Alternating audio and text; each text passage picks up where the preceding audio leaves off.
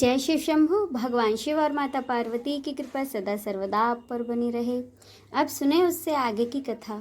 ब्रह्मा जी आगे कहते हैं, इसके बाद हिमालय अपनी बेटी पार्वती को साथ लेकर भगवान शिव के पास गए।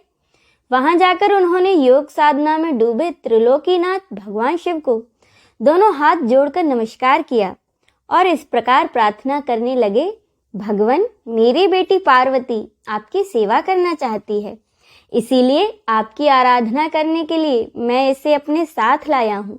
हे प्रभु, यह अपनी दोनों सखियों के साथ यहीं आपकी सेवा में रहेगी।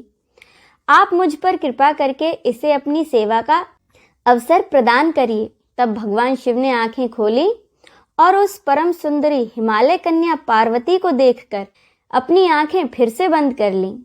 यह देखकर हिमालय सोच में डूब गए कि भगवान शंकर उनकी प्रार्थना स्वीकार करेंगे या नहीं।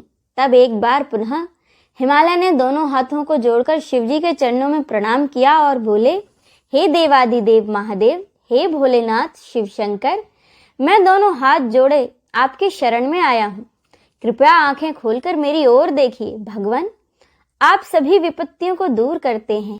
हे भक्त वत्सल, मैं रोज अपनी बेटी के साथ आपके दर्शनों के लिए यहाँ आऊँगा। कृपया मुझे आज्ञा प्रदान कीजिए। हिमालय के वचनों को सुनकर त्रिलोकीनाथ भगवान शिव ने अपनी आंखें खोली और बोले, हे गिरिराज हिमालय, आप अपनी कन्या को घर पर ही छोड़कर मेरे दर्शनों को आ सकते हैं, नहीं तो आपको भी मेरा दर्शन नहीं होगा।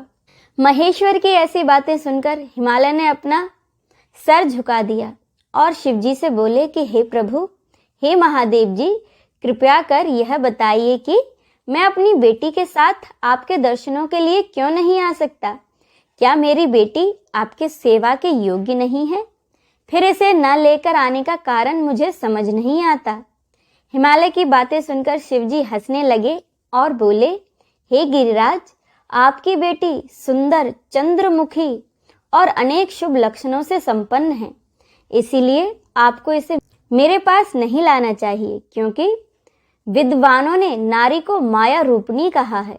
युवतियां ही तपस्वियों की तपस्या में विघ्न डालती हैं। मैं तो योगी हूँ, सदैव तपस्या में लीन रहता हूँ और मोह माया से दूर रहता हूँ, इसीलिए मुझे स्त्री से दूर ही रहना चाहिए। हे हिमालय, आप धर्म के ज्ञानी और वेदों की रीतियां जानते हैं। स्त्री की निकटता से मन में विषय वासना उत्पन्न हो जाती है और वैराग्य नष्ट हो जाता है, जिससे तपस्वी और योगी का ध्यान नष्ट हो जाता है। इसीलिए तपस्वी को स्त्रियों का साथ नहीं करना चाहिए। इस प्रकार कहकर भगवान शिव चुप हो गए। हिमालय शिवजी के ऐसे वचनों को सुनकर चकित और व्याकुल हो गए। भगवान शंकर के वचन सुनकर पार्वती जी बोली, योगीराज, आपने जो कुछ भी मेरे पिताश्री गिरिराज हिमालय से कहा है, उसका उत्तर मैं आपको देती हूँ। अंतर्यामी, आपने महान तप करने का निश्चय किया है। ऐसा करने का निश्चय आपने शक्ति के कारण ही लिया है। सभी कर्मों को करने की यह शक्ति ही प्रकृति है। प्रकृति ही सबकी सृष्टि, पालन और संहार करती है। प्रभु, आप थोड़ा विचार करें, प्रकृति क्या है और आप कौन हैं? यदि प्रकृति ना हो तो शरीर तथा स्वरूप किस प्रकार हो? आप सदा प्राणियों के लिए वंदनीय और चिंतनीय हैं। यह सब प्रकृति के कारण ही है। पार्वती जी के वचनों को सुनकर उत्तम लीला करने वाले भगवान शिव हंसते हुए बोले, मैं अपने कठोर तप द्वारा प्रकृति का नाश कर चुका हूँ। अब मैं तत्व रूप में स्थित हूँ। साधु पुरुषों को प्रकृति का संग्रह नहीं करना चाहिए। भगवान शिव के इस प्रकार के वचनों को सुनकर पार्वती जी हंसती हुई बोली, हे करुणा निधान, कल्याणकारी योगीराज, आपने जो कहा, क्या वह प्रकृति नहीं है? तो फिर आप उससे अलग कैसे हो सकते हैं? बोलना या कुछ भी करना, अर्थात हमारे द्वारा किया गया हर क्रियाकलाप ही प्रकृति है। हम सदा ही प्रकृति के वश में हैं। यदि आप प्रकृति से अलग हैं तो ना आपको बोलना चाहिए, ना ही कुछ और करना चाहिए, क्योंकि ये कार्य तो प्रकृति के ही हैं, अर्थात प्राकृत हैं। भगवान, आप हंसते, सुनते, खाते, देखते और करते हैं। वह सब भी तो प्रकृति का ही एक कार्य है, इसीलिए व्यर्थ के वाद विवाद से कोई लाभ नहीं। यदि आप वाकई प्रकृति से अलग हैं तो इस समय यहाँ तपस्या क्यों कर रहे हैं? सच तो ये है कि आप प्रकृति के वश में हैं और इस समय अपने स्वरूप को खोजने के लिए तपस्या में लीन रहना चाहते हैं। योगीराज, आप किस प्रकार की बातें कर रहे हैं? थोड़ा तो विचार कर कर कहें। यदि आपने प्रकृति का नाश कर डाला है तो आप किस प्रकार विद्यमान रहेंगे? क्योंकि संसार तो सदा से ही प्रकृति से बंधा हुआ है। क्या आप प्रकृति का यह तत्व नहीं जान रहे हैं कि मैं ही प्रकृति हूँ, आप पुरुष हैं? यह पूर्णतः सच है। मेरे ही कारण आप सगुण और साकार माने जाते हैं। भगवान, आप जितेंद्रिय होने पर भी प्रकृति के अनुसार ही कर्म करते हैं।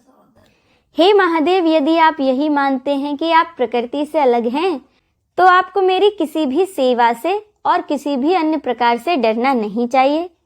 पार्वती के मुख से निकले सांख्य शास्त्र में डूबे हुए वचन सुनकर भगवान शिव निरुत्तर हो गए। तब उन्होंने पार्वती जी को अपने दर्शन और सेवा की आज्ञा प्रसन्नता पूर्वक प्रदान कर दी। इसके बाद भगवान शिव पर्वतराज हिमालय से बोले, हे गिरिराज हिमालय, मैं तुम्हारे इस शिखर पर तपस्या करना चाहता हूँ, कृपया मुझे इसकी आज्ञा प्रदान करें। देवादिदेव भगवान शिव के इस प्रकार के वचनों को सुनकर गिरिराज हिमालय दोनों हाथों को जोड़कर बोले, हे महादेव, यह पूरा संसार आपका ही है। सभी देवता, असुर और मनुष्य सदैव आपका ही पूजन और चिंतन करते हैं। मैं आपके सामने एक तुच्छ मनुष्य हूँ। भला मैं आपको किस प्रकार आज्ञा दे सकता हूँ? प्रभु, यह आपकी इच्छा है। आप जब तक यहाँ निवास करना चाहें कर सकते हैं। आज की इस कथा में बस इतना ही। तो चलिए अब मिलते हैं अगले वीडियो में। जय भोलेनाथ।